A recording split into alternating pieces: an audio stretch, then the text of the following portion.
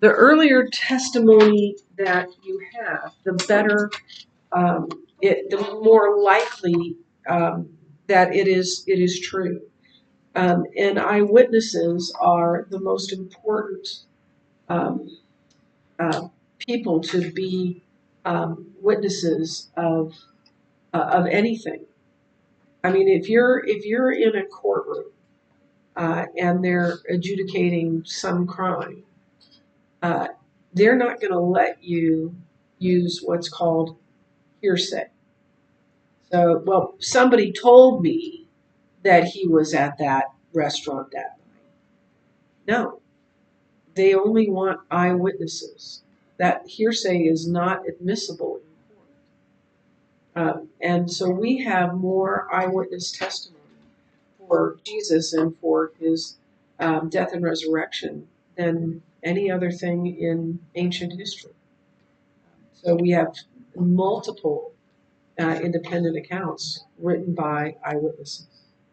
And then do we have testimony from multiple independent eyewitness sources? In other words, multiple, you know, more than one, and we have many.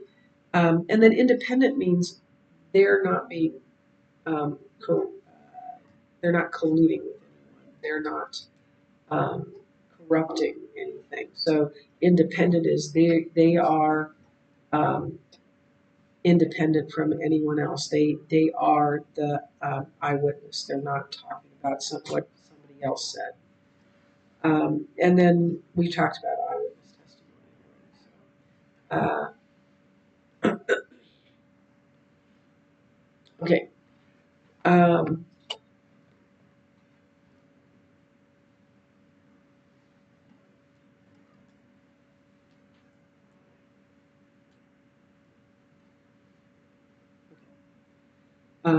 so uh, what am I doing? I'm sorry.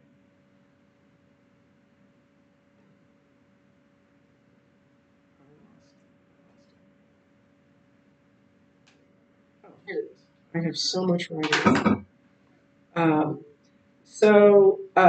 what's the next one?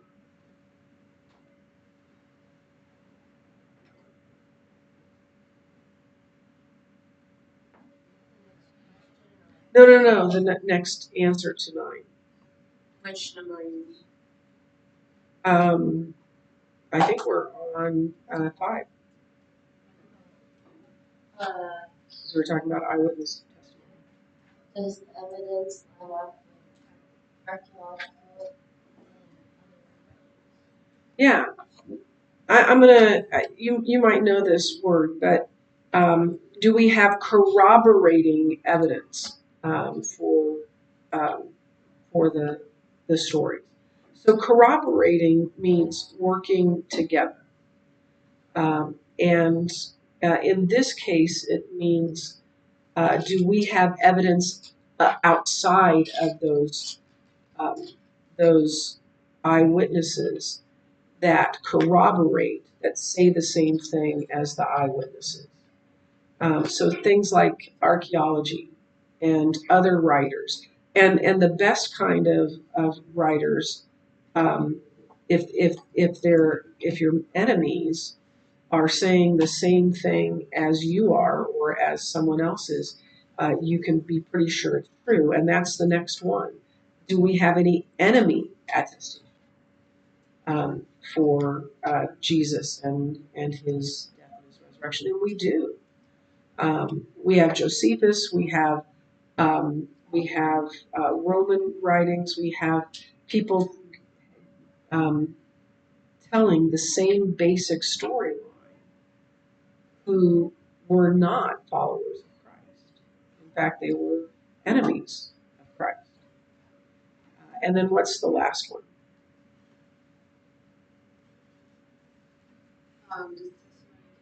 Does details and Yes. Does the text contain events or details that are embarrassing to the authors? The and that might seem like a weird one, But if somebody is telling you a story that isn't, we all want to make ourselves look as good as we can, right? But if you're going to tell a story that's embarrassing to you, it's probably true. And there are multiple um, embarrassing stories. Why would you? Why would anyone write down that Jesus called Peter Satan? And that was so embarrassing, right? Here's one of the big leaders of the movement, and Jesus says, "Get behind me, Satan." The only reason to put that in there is because that's exactly what happened. It didn't help the cause. That one of the foremost leaders got in trouble with Jesus. So I'll tell you an embarrassing story. This is, I don't know, 4, 5, 6, 7 years ago. I don't know. The years fly by. And I was at church. My husband wasn't there. I was alone, which was weird. That might be the only time in decades that he wasn't there. Probably he wasn't feeling well. And so the kids were at their respective places, their classes and uh, tribe, the middle school group for Sunday school. So I was sitting alone on the end of the row, and we have multiple aisles that go up. And this was the first, not the first aisle, because it's like this section, and I'm on this end.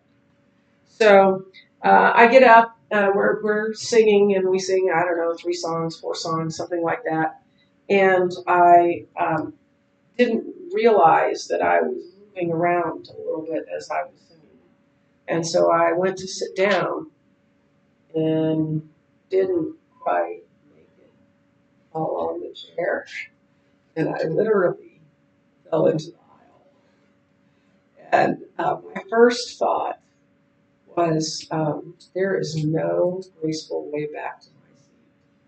And the second thought was, I sure hope Josh didn't see that because his wife, he was old enough to be in service. I sure hope Josh isn't there because he's taking a picture of me right now or a video of me right now. The first thing I did was I leaned over to my very good friend Angie, who was right in front of me, and I said, I just fell into the aisle. And she laughed and she believed me, right? Why would I do that? Why would I lean forward and say that if it wasn't true? And why would I tell it to my students on YouTube if it wasn't true? And it was indeed true. We have these stories that show that the disciples were sometimes clueless and and and not helpful and even bickering and all these things and arguing about who's the greatest and all those things. Why put that in there? It seems to be counter to the story, but the only reason to tell it is because it's the truth. Um,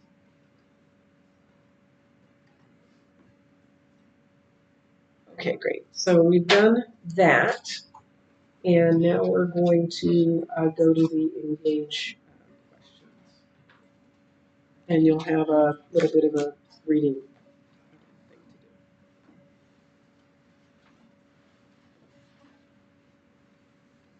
We're going to do engage 1 through 4. How would you refute the objection that the New Testament isn't reliable because history can't be known? This is a little bit dated, and especially in colleges and universities, there was this wave of a philosophy that nothing can actually really be known. It isn't really a thing now. Yes. I was gonna say. Yeah. Actually. Right. Yeah. Well, it was earlier in the 80s or 90s. But what were you gonna say? Oh, I was just gonna say any historical figure or like how we're having It really is. It really is. And why would we have to take history if we can't know history? Why do we have history classes? So, but in order to say that, you must know something about history, namely that history can't be known. It's self-defeating. It's a self-defeating argument. And common sense would tell us that there really was a 911.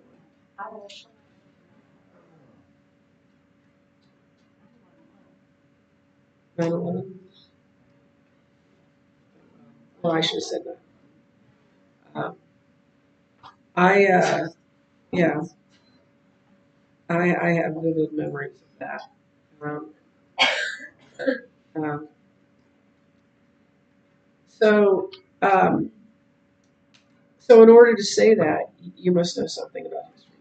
So and here's the thing: the origin of the first life um, uh, happened, right? However that happened.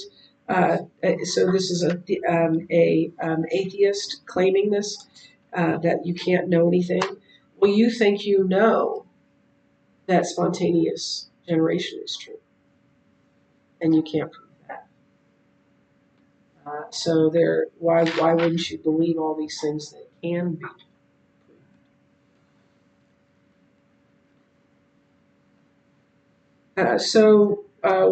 How would you respond to the objection that the New Testament isn't reliable because the New Testament documents contain miracles? We just spent a chapter.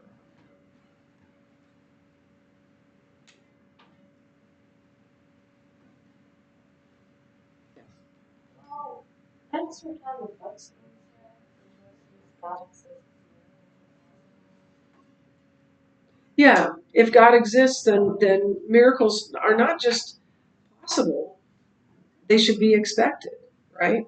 Um, and we talked about that in chapter 8. Uh, and we're still going through the logical argument, but at this point, that's the answer. Number 3. How would you refute the objection that the New Testament isn't reliable because the New Testament writers were biased? Yeah. Well, a lot of the New Testament writers died from their belief what they wrote, so it wouldn't make sense for them to be biased and write something that they knew was a lie and then died. Yeah. Um, it might have made them more likely to be accurate. This was really personal to them. This was really important to them, and so um, it might have caused them to be more careful with the facts rather than loose with the facts. Um, and, and then you also have to consider what caused them to be converted.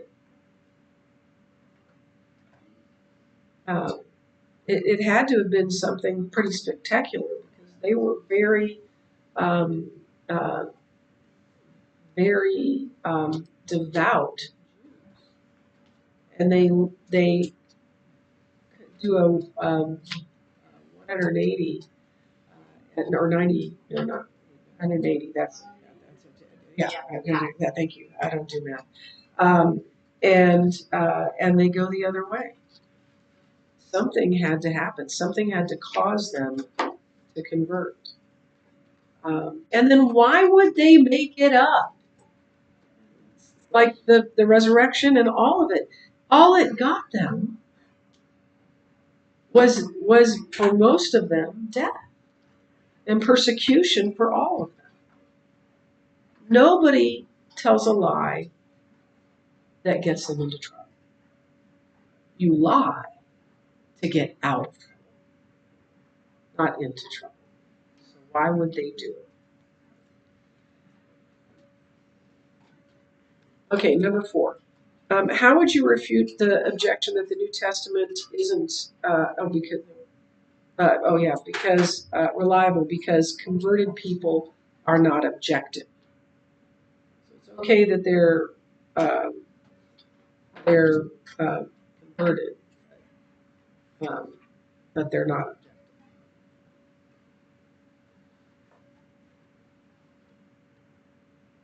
Yes. Well, everyone can be objectively like atheists, so it wouldn't make sense to say just Right. If we're going to say that Christians can't be objective, we have to say the same thing of atheists, right? Because they believe something sincerely. So people can be both invested in something and emotionally unbiased. Um, Sometimes that's not true, but it is possible for that to happen. And most writers of nonfiction believe what they're writing. And people don't say, well, they're not unbiased because they believe it. A lot of people write about things they believe. Doesn't necessarily mean they're unbiased. And passion can also cause a writer to be more careful with being accurate because they want to make sure they get it right. And ironically, the critics are claiming uh, that claim this are also biased. So should we not believe them? No, we believe them based on we believe anything based on the evidence, not on the worldview of the writer. Does that make sense? We need to talk about what we know to be true. Okay, excellent. So you're going to read pages 235 to 249, and we won't do any questions until tomorrow. So complete that passage, 249. And I think that's the end of the chapter. So yeah.